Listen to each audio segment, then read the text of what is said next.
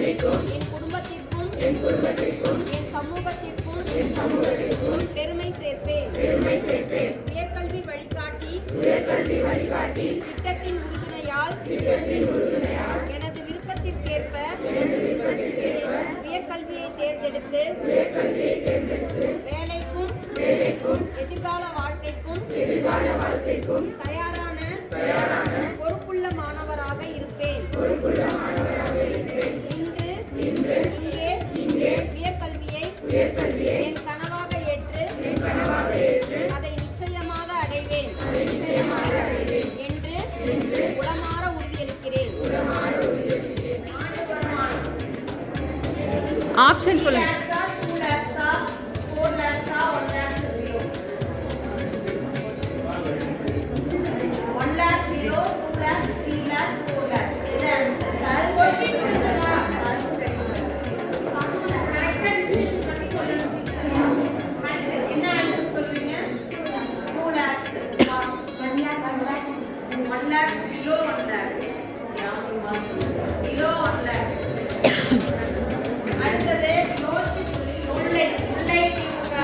இங்க டேஷ் போட்டுருமா? 7.5 ரிசர்வேஷன்ல சேர்ற மாணவர்கள் வந்து தமிழ் புதல்வன் திட்டத்துக்கு பயன்பெற முடியுமா? இல்லை, ஆம், சிலர் மட்டும் உச்சவரம்பு இருக்கு. தமிழ் புதல்வன் திட்டத்துல கீழே சேர்றவங்களுக்கு 7.5% இடஒதுக்கீடு சேருமா? இல்லையா?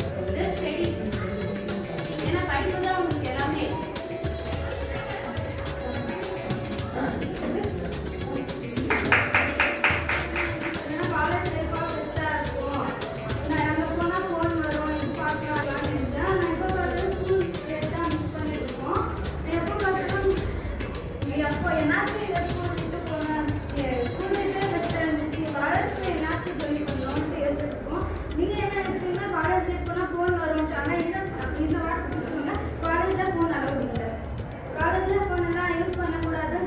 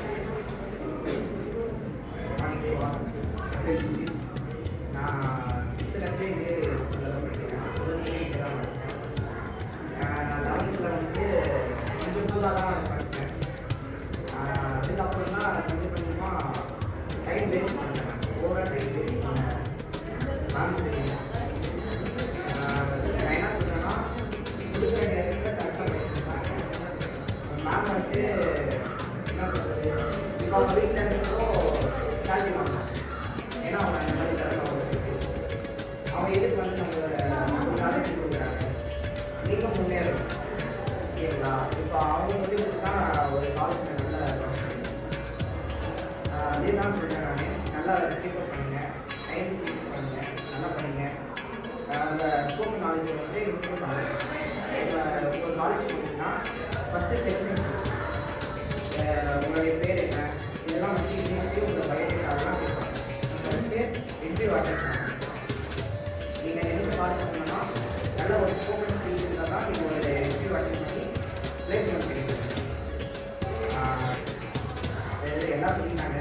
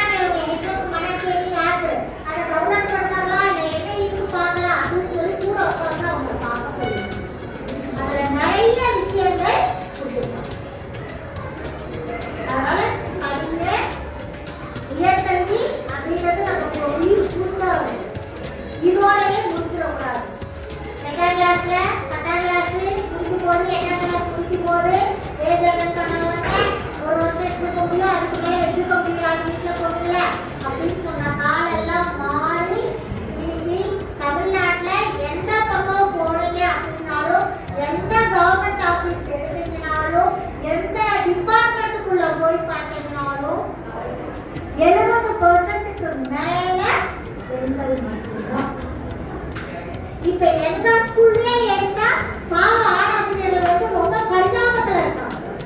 எங்க இதெல்லாம் பாட்டிட்டு முடிக்கிறாங்க. அவங்களோட குரல் வெளியே வரதே இல்லை. டர்மினேட்டிங் நாங்க தருவோம்.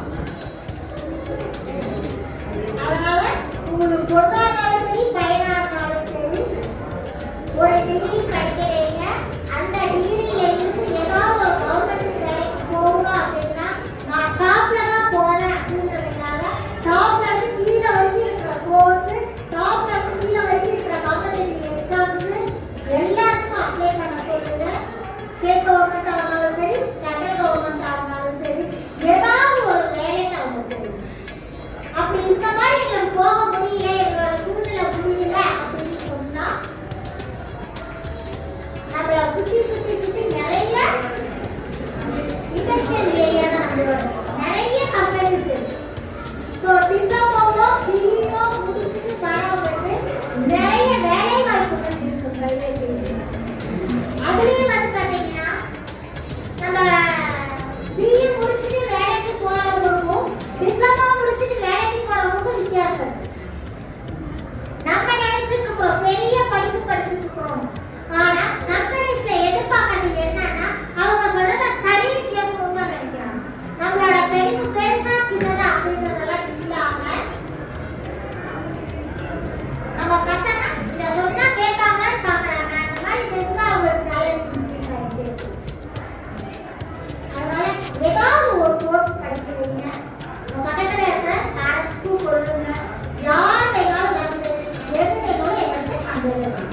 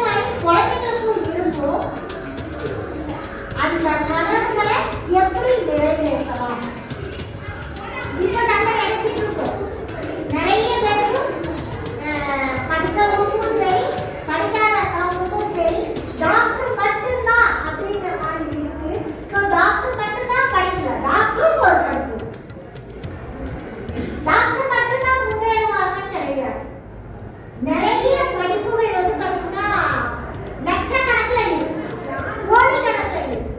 ஸோ நமக்கு என்னென்ன படிப்பு படிச்சா எந்த மாதிரி எல்லாம் போகலாம் அப்படின்றத வந்து தெரிஞ்சுக்கிறதுக்காக தான் கவர்மெண்ட் வந்து நமக்கு நிறைய பிடிஎஃப் அனுப்பிவிட்டுருக்காங்க. அந்த பிடிஎஃப் பிரிண்ட் அவுட் போட்டு நாங்கள் வச்சிருக்கோம். அது இல்லாம அந்த பிடிஎஃப் உங்களோட போட்டுக்கு அந்த குரூப்ல இருக்கீங்க, 11th குரூப்ல இருக்கீங்க அப்படின்னாவோ, இல்லை உங்க குழந்தைங்க 12th படிக்கிறாங்கன்னா 12th குரூப்ல இருக்கீங்க அப்படின்னாவோ அந்த குரூப்புக்கு அந்த பிடிஎஃப் நாங்கள் ஃபார்வர்ட் பண்ணிடுறோம். ஸோ அதில் பார்த்தீங்க அப்படின்னா எவ்வளோ கோர்ஸ் நமக்கு இருக்கு அப்படின்றது. ஸோ படிப்பு அப்படின்றத ரொம்ப ரொம்ப முக்கியம். என்ன படிக்கிறோம் அப்படின்றதுனால படிக்கணும். எதை படிக்கிறோமோ அதை விரும்பி படிக்கணும். விரும்பி படிக்கிறதுல இருந்து மேல படிக்கணும். மேல படிச்சுட்டு நம்மளோட காலில் நம்ம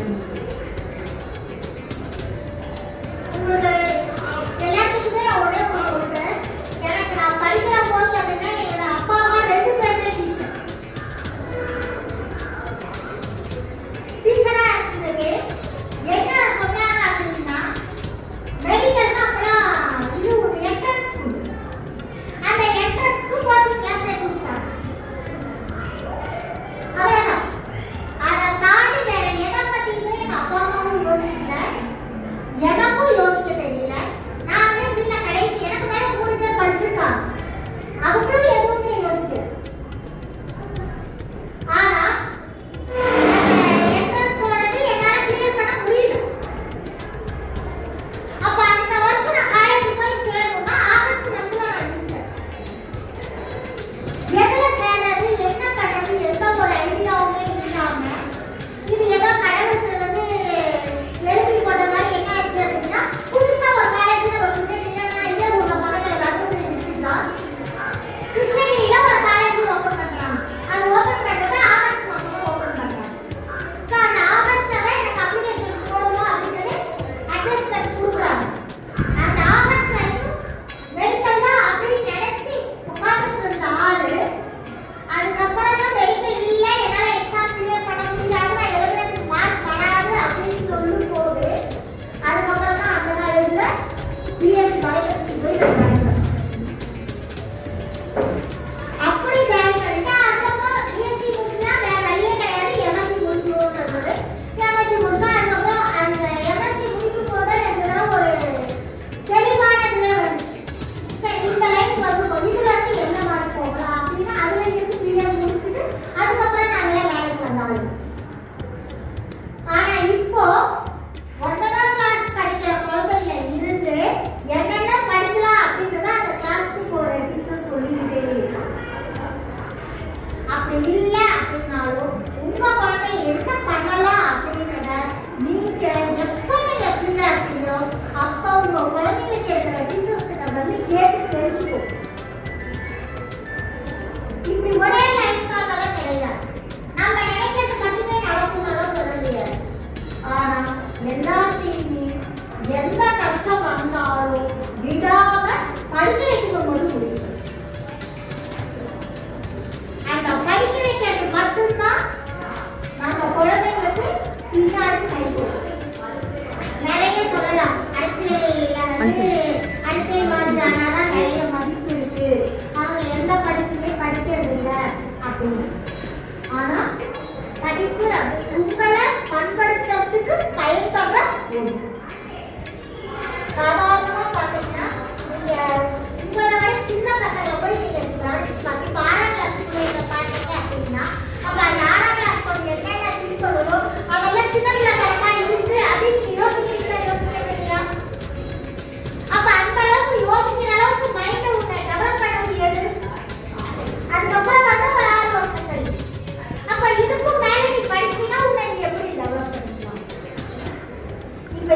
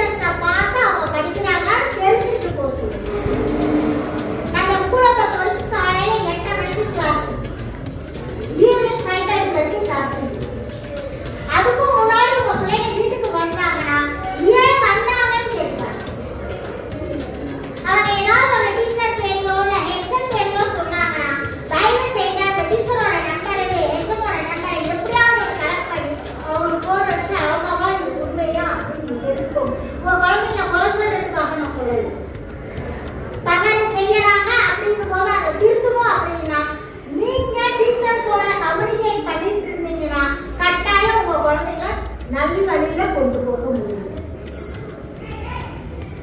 அதனால இப்ப பாருங்க, இப்ப உங்க பசங்க இருக்காங்க, அவங்க கிட்ட பேசுங்க. நீங்க பேசி என்ன படிக்கலாம் அப்படின்னு நினைக்கிறேன் அப்படின்னு சொல்லுங்க.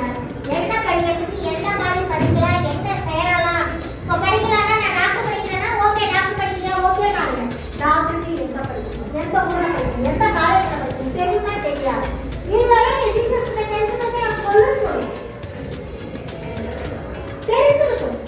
ஒரு கோர்ஸ் மட்டும் கிடையாது, நிறைய கோர்ஸ். ஒருத்தர் எடுத்தாங்க அப்படின்னா ஒரு 3-4 கோர்ஸாவது நம்ம ஏட்ல வச்சிருக்கணும். அப்பதான் அதுல இருந்து ஏதாவது ஒரு கோர்ஸ்க்கு நம்ம போகணும். இன்னைக்கு நான் இந்த இடத்துல வந்து நின்று இருக்கேன்னா நான் வருத்தப்படவே இல்லை. டாக்டர் ஆயிருந்தேன் அப்படின்னா யாரோ ஒரு 10 பேரோட மட்டும்தான் நான் கம்யூனிகேட் பண்ணிட்டு இருக்க முடியும். எனக்கு வர பேஷண்ட் எப்பயுமே என்ன பண்ணிட்டு இருப்பாங்க, அழுதுகிட்டே வருவாங்க. ஏன்னா எல்லாமே டாக்டர்கிட்ட எப்படி போறோம், உடம்பு முடியலன்னா மட்டும்தான் போறோம். நமக்கு உடம்பு முடியலன்னா மட்டும்தான் டாக்டர் பார்ப்போம், இல்லைன்னா பார்க்க போறது. அவங்க அழுதுகிட்டே அவங்க கஷ்டத்தை மட்டும்தான் சொல்லுவாங்க. கஷ்டத்தை கேட்க கேட்க என்ன இருக்கும்னா நமக்கும் கஷ்டமா தான் இருக்கும், நம்மளும் ஹெல்ப்லைஸ் சொல்லுவோம். ஆனா இங்க பொறுத்தவரைக்கும் நான் டீச்சரா இருக்கிற வரைக்கும் இந்த 25 வருஷம் சர்வீஸ்ல 26வது வருஷம் அடியெடுத்து வச்சிருக்கேன். நான் 26 வருஷத்துல வருஷத்துக்கு ஒரு 1000 பேர் சந்திச்சுட்டே இருக்கேன். பசங்களோட பேரண்டோட சொந்தக்காரங்க இப்படி எல்லாத்தையும் பார்த்துட்டே பழகிட்டே இருக்கிறதுனால வருஷத்துக்கு ஒரு 1000 பேரோட நல்ல சந்தோஷமா பேசிட்டு இருக்கிறோம். அதனால நான் ரொம்ப சந்தோஷமா இருக்கேன். இந்த வேலை எனக்கு கிடைச்சதுல நான் ரொம்ப சந்தோஷமா இருக்கேன். அதே மாதிரி உங்க குழந்தைங்களுக்கு எந்த இது கிடைக்குதோ அதுல அவங்க சந்தோஷமா இருக்கும். அதை தாண்டி வாழ்க்கை அப்படின்னு வராது. ஒரு 25 வயசுக்கு மேல அவங்க யோசிக்கலாம், என்ன வேணா பண்ணலாம். அதுக்கு முன்னாடி வர எல்லா எண்ணங்களுமே சரியானதா இருக்காது. சரியானதுன்னு உனக்கு தோணுச்சுன்னா ஃபர்ஸ்ட் உங்க பெத்த அப்பா கிட்டையும் அப்பாக்கு ஷேர் பண்ணி எனக்கு இந்த மாதிரி என்ன இருக்கு, இது சரியா தப்பா கேட்டுப்பாரு. அவங்க சரின்னு சொன்னா நீ சொல்லணும், தப்புன்னு சொன்னா அதுல இருந்து தெரியும். நான் என்ன சொல்ல வரேன் இங்க இருந்து எல்லாத்துக்குமே தெரியும். தெரியாதுன்றதெல்லாம் இல்லை. சரியா? இன்னைக்கு தேதிக்கு உனக்கு என்ன படிக்கணும்னு இருக்கு அப்படின்னு சொல்லி உங்க பேரண்ட்ஸ் சொல்லு.